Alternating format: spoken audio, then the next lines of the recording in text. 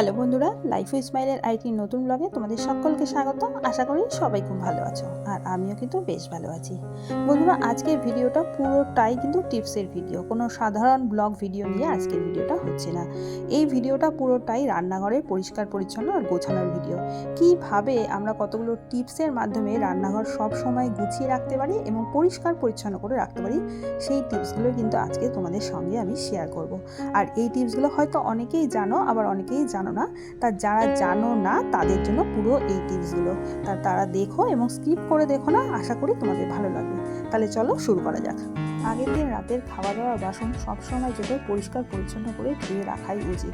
আমরা যদি সেটা না করি, পরের দিন সকালের জন্য রেখে দিই, তাহলে কিন্তু বাসন থেকে একটা দুর্গন্ধ ছড়াবে, আর তার সাথে সাথে অনেক পোকামাকড়ও হয়ে যাবে। আর এটা কিন্তু হাইজিনেরও মেনটেন করতে পারে না। আর তার সাথে সাথে আমাদের কিন্তু কাজের গতিটাও অনেকটা কমিয়ে দেবে, কারণ বাসন ধুতে ধুতে আমাদের অনেকটা সময়ও চলে যাবে, এরপরে আমাদের সময়টা অনেকটা নষ্ট হয়ে যাবে।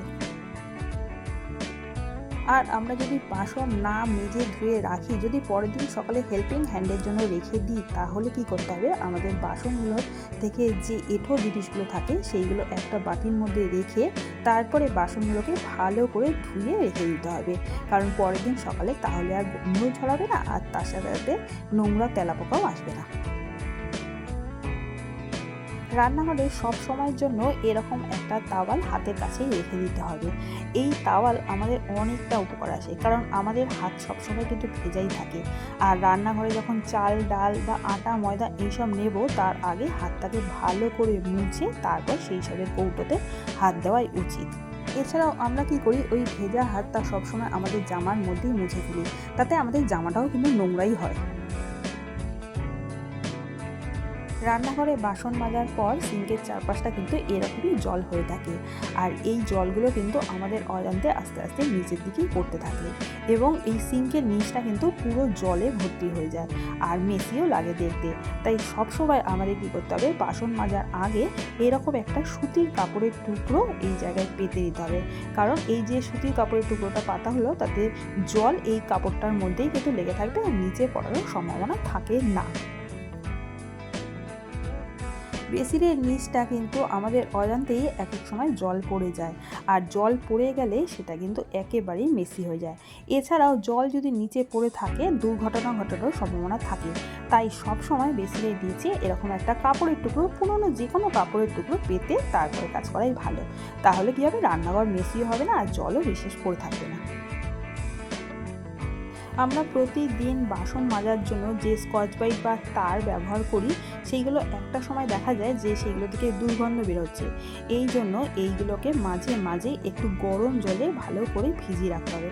মোটামুটি 10 মিনিট যদি এটা গরম জলে ভিজিয়ে রাখা যায়, তাহলে কিন্তু অনেকটাই দুর্গন্ধমুক্ত হয়ে যায়, আর জীবাণুও কিন্তু এই স্কচ ব্রাইট বা এই তারের মধ্যে লেগে থাকে না। আর এটা 10 মিনিট ভেজানোর পর ভালো করে এটাকে জলে ধুয়ে তারপর এটাকে শুকিয়ে নিতে হবে। তাহলে কী হবে, আবারও অনেক দিন ধরে আমরা এই জিনিসগুলো ব্যবহার করতে পারবো।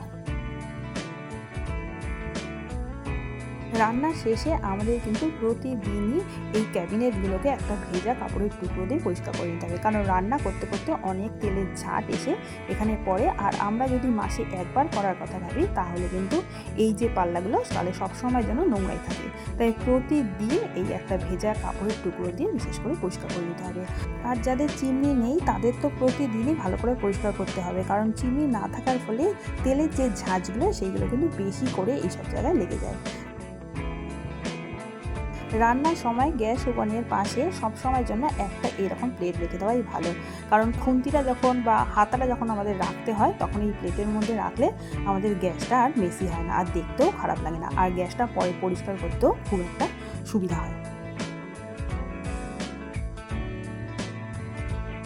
রুটি বেলার সময় আমাদের কিন্তু খুব অসুবিধায় পড়তে হয়। এই যে দেখো, আমি রুটি বেলছি, এই বেলনিটা বারবার এদিক ওদিক সরে যাচ্ছে, আর তার ফলে কী হচ্ছে, আমার রুটি বেলাটা ঠিক ভালো হচ্ছে না, আর প্রচুর পরিমাণে আওয়াজও হয়। তাই রুটি বেলার সময় সব সময় একটা নিচে কাপড়ের টুকরো রেখে তার উপরে বেলনি রেখে রুটি বেলা উচিত। এতে করে আমার রুটি বেলাটাও কিন্তু খুব সুন্দর হয়। আর এই রুটি বেলনের নিচে একটা কাপড় রাখলে আমরা দু রকমভাবে সাহায্য পাই। একটা হচ্ছে রুটি বেলা তো ভালো হয় আর আওয়াজও হয় না, তার সাথে সাথে কী হয়, এই যে বেলার পর চারদিকে যে আটা ময়দার গুঁড়ো পড়ে থাকে সেইগুলোতে আমাদের যে কাউন্টার টপটা নোংরা হয়ে যায় সেটাও কিন্তু হয় না।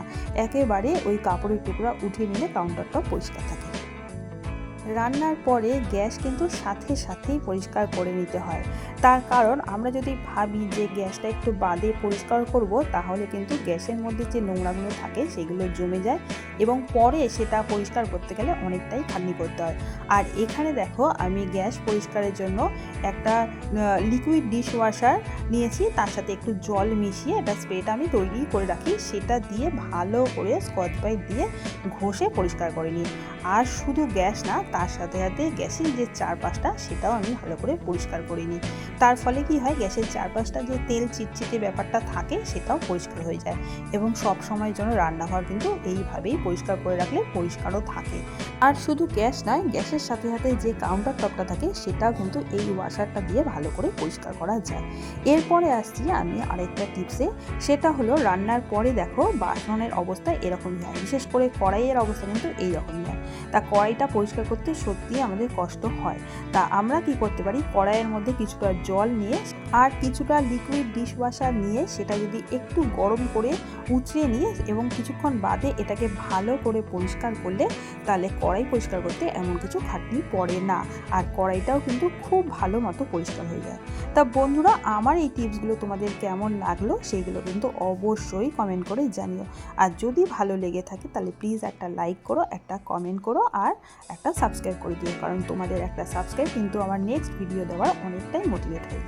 আর এখানে দেখো কড়াই একদমই পরিষ্কার হয়ে গেছে, এরপরে ধুয়ে নিলে একদমই কড়াইটা পরিষ্কার হয়ে যায়। তাহলে আজকের মতো বন্ধুরা এখানেই শেষ করলাম, টাটা বাই।